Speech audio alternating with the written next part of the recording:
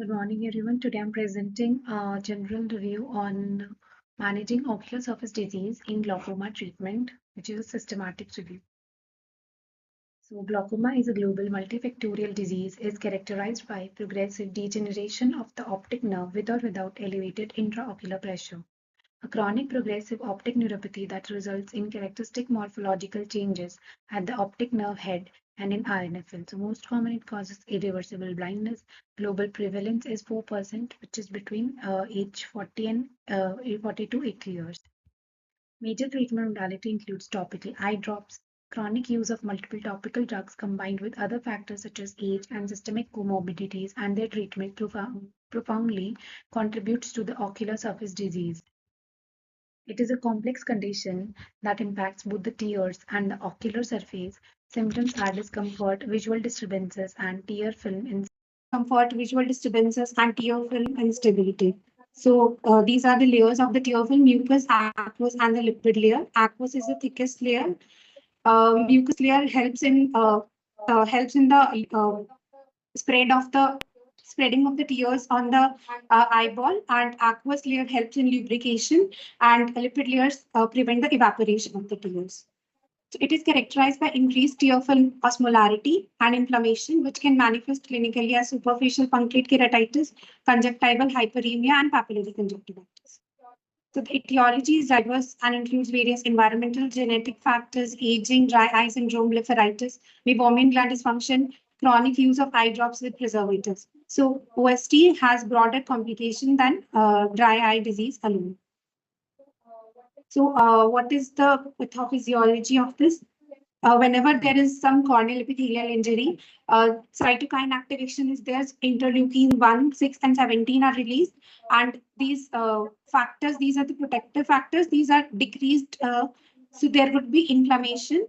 Reactive oxygen species will be formed, inflammation by these all the factors. So epithelial cell stress will be there, tear evaporation, and then hyperosmolarity and ocular surface disease. So it is a vicious cycle. So then ocular surface disease, then again results in corneal epithelial injury, then more cytokine activation, and again the disease progresses. So 48 to 59% of the patients with glaucoma experience symptoms of ocular surface disease, and 22 to 78% may exhibit clear clinical signs. So the long-term use of glaucoma medication containing BAK, benzalkonium chloride, which is a detergent category of the preservative, exacerbates the ocular surface disease, which decreased quality of life, reduced adherence to the treatment, and diminished efficacy. So prompt and effective management of ocular surface disease to maintain the treatment effectiveness, considering the higher prevalence of pre-existing dry eyes in this age group. So diagnosis can be done by Schirmer's test, invasive tear breakup time, fluorescent staining, Lee's-Amin ring staining, ocular surface disease index questionnaire, tear meniscus height, non-invasive tear breakup time, and meibography. So this is a patient with chronic hyperemia and meibomian gland dysfunction, and here superficial punctate keratitis can be seen.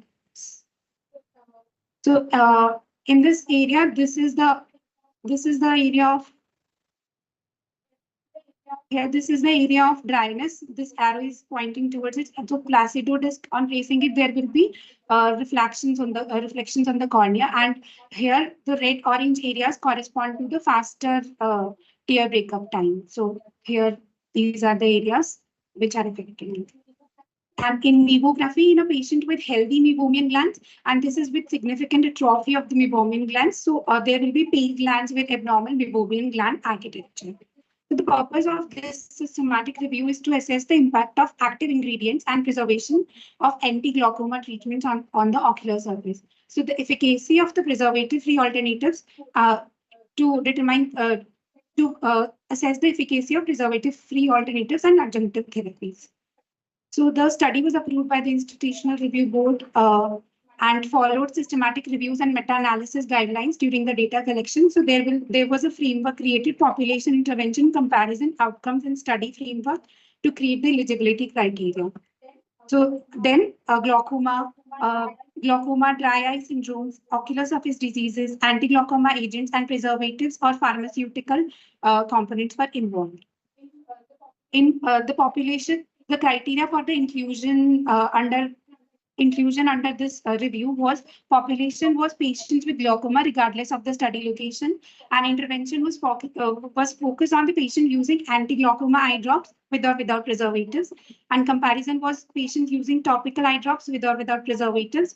Outcomes was based on ocular surface disease index, Schirmer's, corneal and conjunctival staining, conjunctival hyperemia, meibography, tear meniscus height, tear film breakup time, and non-invasive tear film breakup time. Study design was cohort, cross-sectional case control. All the studies were taken, and other reviews. So final studies were 46 studies were included, and records were selected after records screening based on that PICOS criteria, and articles were selected.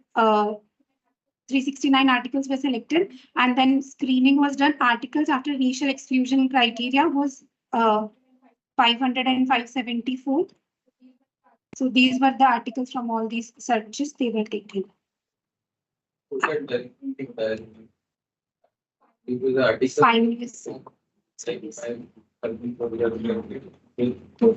369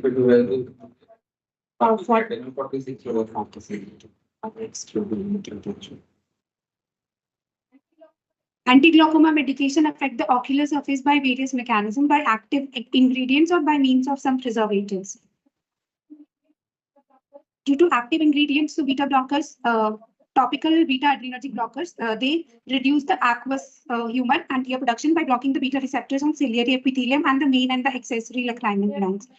Their sympathomimetic activity interfere with the epithelial cell viability or homeostasis, so they can itself cause the damage to the corneal epithelium.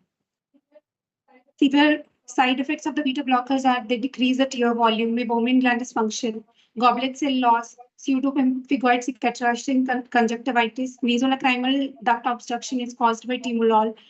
Topical beta blockers interfere with the corneal epithelium by inhibiting the sympathetic activity of the limbal stem cells.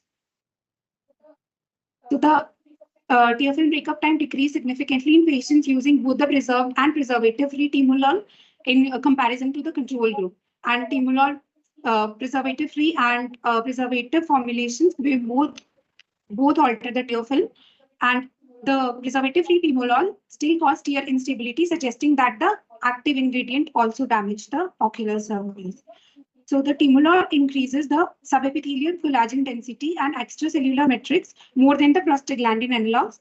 So they potentially interfere with the glaucoma filtration surgery outcomes. So the drainage will not be proper as they increase the collagen density and the extracellular matrix. So this is the ocular cicatricial pemphigoid. So they decrease the aqueous humor via blockade of the beta adrenergic receptors. The dosing is once or twice daily, 0.25 to 0.5%, and the IOP reduction is 20 to 30%. The betaxolol is selective beta blocker, and all other are non-selective. Prostaglandin analogs, they decrease the IOP by remodeling the extracellular matrix in the ciliary muscle bundles, iris root, and sclera. So they increase the uveoscleral outflow. So there will be remodeling of the corneal collagen fibers. So they result in decreased central corneal thickness. So the IOP can be measured falsely high. Prostaglandin side effects include skin pigmentation, meibomian gland dysfunction, conjunctival hyperemia, pseudodendritic keratitis, periorbitopathy, hypertrichosis, and elevated MMP levels and reduced levels of tissue inhibitor metalloproteinases.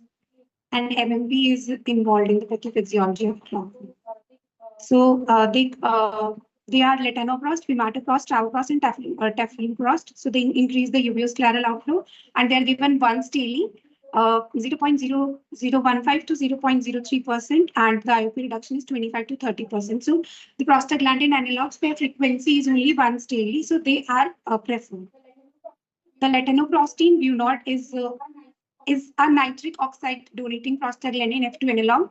So they acts by both the mechanism. They increase the uveoscleral, which was prostaglandin analogs was also doing, and they increase the trabecular outflow also. And no, the nitric oxide relaxes the tympanic trabecular meshwork cells and facilitates the trabecular outflow. They regulate the ocular blood flow and may promote retinal ganglion cell survival in the eye. So they have a role in neuroprotection also.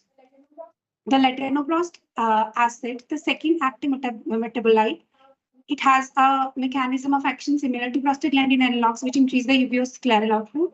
And the adverse effects of this latanoprost bunod is conjunctival hyperemia, hypertrichosis, eye irritation, eye pain, and an increase in the iris pigmentation.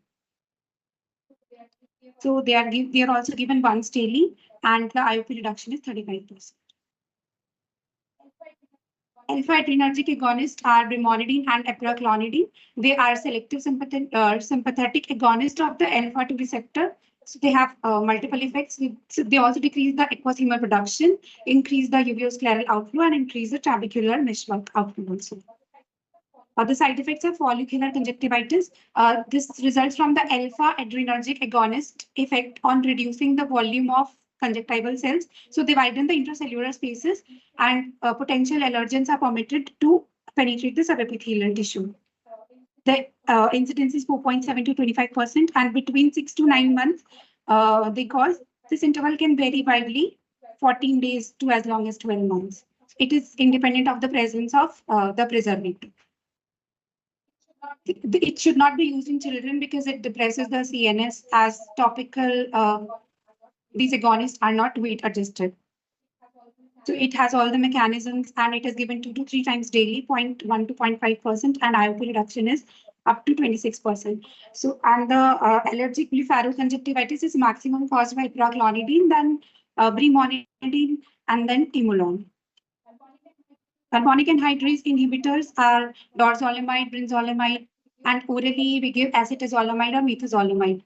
They decrease the aqueous humor production by inhibiting the carbonic anhydrase enzyme in the ciliary processes, and it is given 2 to 4 times daily, 1 to 2%. IOP reduction is 15 to 20%. It causes ocular surface irritation, reduction of basal tear secretion, and blepharitis. Also, the epiroclonidine causes retraction, and it is that alpha agonist in that portion. Dorzolamide was found to reduce the basal tear secretion by 14.3% at 60 minutes and by 17.3% at 90 minutes post-application.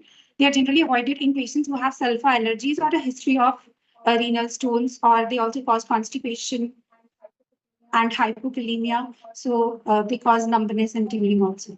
Cholinergic agonists are pilocarpine and carbachol. They activate the muscarinic type 3 receptors on ciliary smooth muscles, resulting in expansion of the juxta canalicular portion of the trabecular meshwork and expansion of the Schlemm's canal. It also acts on the iris sphincter muscles, so it induces meiosis. Adverse effects are hyperemia, MGT, blepharitis, pseudopemphigoid cicatrizing conjunctivitis, burning, stinging, eye pain, blood vision, and increased corneal staining and headache. So it led to a dose-dependent decrease in the proliferation of the meibomian gland, leading to cell atrophy and death. So it is given 4 times daily, and it acts on the muscarinic receptor and increase the trabecular meshwork outflow, and IOP reduction is 15 to 25%. Then netarsidil is a Rho kinase inhibitor, and it is also a norepinephrine transporter inhibitor. So it has mechanisms, trabecular meshwork outflow also increased by this. Aqueous humor production is also decreased, and episcleral venous pressure is also decreased. It also decreases the retinal ganglion cell loss by improving the optic nerve head perfusion by its effect on endothelin 1. So it also has a neuroprotective action. Prostaglandin analogs were also having it, and netarsidil. So common side effects include the conjunctival hyperemia, subconjunctival bleeding, superficial punctate keratitis, corneal edema, and whorl or honeycomb keratopathy. So they are given once daily or twice daily, and IOP reduction is 25 to 30%. Preservatives are for preventing the microbial contamination and ensuring their longevity, safety, and efficacy. So they can be categorized into detergents, oxidative agents, and ionic tamponade agents. The detergents include the benzyl conium chloride and polyquat. Oxidative agents are stabilized oxychlorocomplex and sodium perborate, and ionic tamponade are borate, sorbitol, propylene glycol, and zinc. So the detergents act by disrupting the cell membrane of microbials, preventing contamination.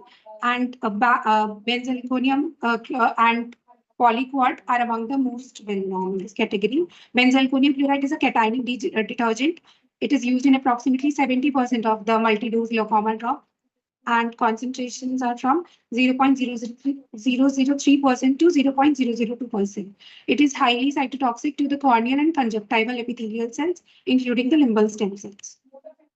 Mode of action is it damages the DNA, disrupts the tight junction, and cell death is induced through apoptosis or necrosis. It is lipophilic, so it penetrates for the easier penetration of the topical drugs through the corneal epithelium, and it causes ocular surface irritation and inflammation. Then polyquat is a quaternary ammonium compound. It has a polymeric structure, so its penetration is limited. So it is less cytotoxic compared to BAK, and BAK has been shown to be associated with dose-dependent reduction in trabecular meshwork cell viability and increased levels of MMP, which causes glaucoma. Most common oxidative agent in then oxidative agents. Oxidative agent is SOC, stabilized oxychlorocomplex. It disrupts the microbial protein synthesis through the production of chlorine dioxide. This property enhances its tolerability, reduces the toxicity, and improves the patient compliance. So in this, if we compare in alpha again Z, we have the SOC, and in alpha again only we have the BAP preservative. So this is better. Here it is the oxidative. Here it was oxidizing agent. It is the preservative, and here that was detergent benzalkonium fluoride preservative. Ionic tamponade agents, these agents such as Sophsia, they are buffers that maintain the pH and osmolarity of the solution and enhances its comfort and stability. It contains borate, sorbitol, polypropylene glycol, zinc, and has both antibacterial and antifungal properties. It degrades quickly upon contact with cations on the ocular surface, resulting in less cytotoxicity compared to benzalkonium chloride. So in Travoprost, we have the polyquat, which was detergent, and in Z formulation, we have the Softseal, which was ionic tamponade agent. So the management caused by glaucoma medication, we have to modify the glaucoma therapy, ocular surface lubrication, anti-inflammatory treatment, and other supplemental therapies and surgical treatment.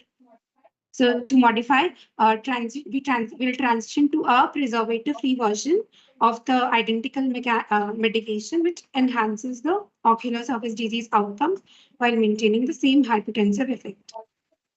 Also for lubrication, if a patient exhibits a tear film breakup time less than 10 seconds or higher tear osmolarity, ocular surface staining more than 5 spots on the cornea, accompanied by symptomatic evaluation using the ocular surface disease index score, we can make a diagnosis. And in the early stages of ocular surface diseases, elimination of the preservative medications and preservative-free artificial tears may be sufficient. Proper eyelid hygiene with a frequent cleansing routine and warm compressors may help alleviate the associated blepharitis. And we can also start anti-inflammatory treatment using topical steroids or cyclosporine drops when not responding to the conventional treatment, which is an immunomodulator. And also carbon-20 ester steroids, loteprednol are preferred over carbon-20 ketone steroids, prednisolone, dexamethasone, and fluoromethanol, because the ketone steroids cause the PSC. They also cause, they are involved in the cataract development also, and they cause more toxicity. Other supplementary agents are vitamin A eye gel, which is beneficial effects on the morphology of the conjunctival epithelium and density of the goblet cells in patients undergoing long-term treatment with topical prostaglandins. Autologous serum eye drops, they can be prepared by centrifuging a patient's own blood to separate the liquid and cellular components and may be used for moderate to severe ocular surface disease. And it contains cytokines and biochemical factors that are important for ocular surface health, including TGF-beta and fibronectin. Also, cryopreserved amniotic membranes for patients who have refractory ocular surface disease. a self-retained suture-less cryopreserved amniotic membrane with a polycarbonate ring frame, which is placed under topical anesthetic for a duration of 5 days. It exhibits anti-inflammatory properties and promotes corneal healing through mechanical protection of this epithelial surface. And side effects can be foreign body sensation or temporary dilation. And surgical treatment who are intolerant to topical medication and show no improvement with the preservative-free medication, surgical procedures may be considered, which are laser trabeculoplasty, trabeculotomy, glaucoma drainage devices, and minimally invasive glaucoma surgery. Or we can also have sustained release drug delivery systems, intra and extraocular, innovative technological devices, and other emerging therapies. So for sustained release drug delivery systems, extraocular are gel forming drop, solid drop, ocular inserts are a vimatoprost ocular ring, topical ophthalmic drug delivery device. So this gel solution solid drop is preclinical in preclinical phase, and vimatoprost and topical vimatoprost ring is in phase 2, and this topical drug delivery is in phase 1. So this gel containing drops stay on the surface of the eyes for a longer period of time, so providing greater surface protection. And these rings contain anti-glaucoma medication. They may be inserted in the upper and lower fornices for slow release, thickening the precorneal tear film and protecting the eye. So in phase 1, we do on the healthy patients. Phase 2 is done on patients only, and it is for improvement, and less people are taken in phase 3, more people are taken. In phase 1, we are doing on the healthy volunteers itself, so a very less number of people are taken. And it is for the safety. Phase 2 is for improvement, and phase 3 for confirming the efficacy, and phase 4 after the marketing.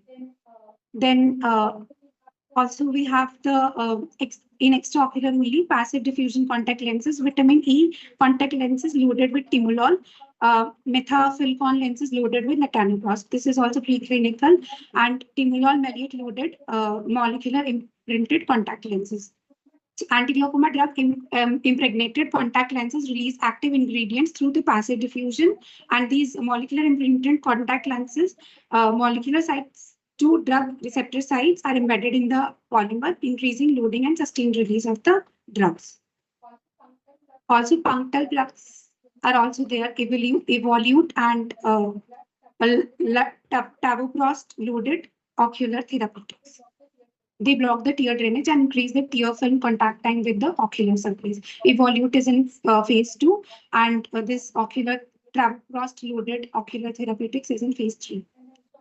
Then the intraocular are anterior chamber intracameral implants, vimatoprost, travoprost ocular therapeutics, and travoprost. These are in phase 2 or phase 3. These are injected in the anterior chamber, are anchored in the trabecular meshwork, and slowly release medication over the months. They are either biodegradable hydrogel or titanium implants. Then the subconjunctival implants are ILD-VS, latanoprost, BioLite Life Sciences. It is in phase 1 or 2A. It is impregnated with glaucoma drugs injected subconjunctively to provide slow drug release.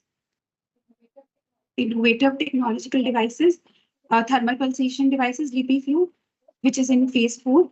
They consist of disposable eyepiece which direct heat and pressure over the eyelids to liquefy and express the meibomian gland secretions. And photobiomodulation, it is a low-level light therapy with near-infrared light-emitting diodes, and photobiomodulation with red versus blue light. So it is also in phase 2. It uses a mask to emit light over the face and the eyelids. A blue light inhibits the microbial growth, while red light generates heat, promotes tissue repair, and decreases the inflammation. Then intense pulse light therapy, which is OptiLight, which is in phase 4. High intensity light pulses are directed around the eyes, which may destroy the abnormal blood vessels and alter the meibomian gland architecture and function. Other emerging therapies are nanoparticles and gene therapy.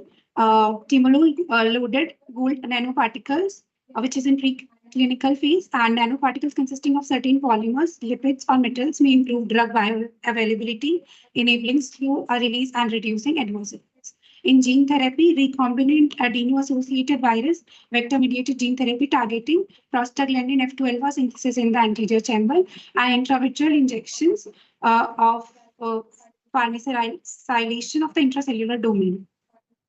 And uh, ocular gene therapy can target the trabecular meshwork to increase the aqueous humor outflow and offer neuroprotection by limiting the RGC loss. Other emerging therapies are stem cell applications, umbilical cord, blood serum, eye drops, and acupuncture. We should be aware of the close association and high prevalence between the ocular surface disease and long-term glaucoma therapy. If left unchecked, it may affect the quality of life and treatment adherence, so negatively impact the glaucoma care. For patients with refractory ocular surface disease or uncontrolled IOP, surgical intervention may offer some benefits.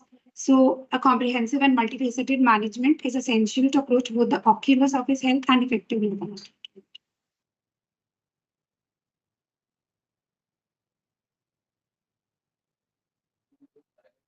तो trial बहुत बताया और management part में बताया एक